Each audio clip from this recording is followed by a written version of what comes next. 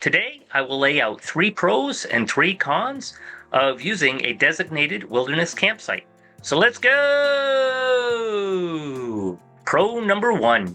You keep human impact on soil and vegetation confined to one durable established area. Pro number 2. You help maintain healthy habitats by using hardened surfaces that prevent the spread of erosion. Pro number 3. You minimize ecological disturbance by keeping human activity away from sensitive breeding and feeding areas. If you are enjoying learning about the pros and cons of camping at a designated wilderness campsite, leave a thumbs up. Now that we've covered the pros of using a designated wilderness campsite, let's explore the cons. Con number 1. Repeated use of a single site can crush soil pores and inhibit necessary plant root growth.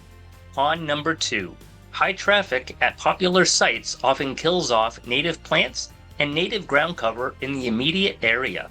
Con number 3. Concentrated human waste and food scraps at established sites disrupt local soil chemistry and attract wildlife. Now that I have provided 3 pros and 3 cons of using a designated wilderness campsite, which site resonated with you? Let me know in the comments below.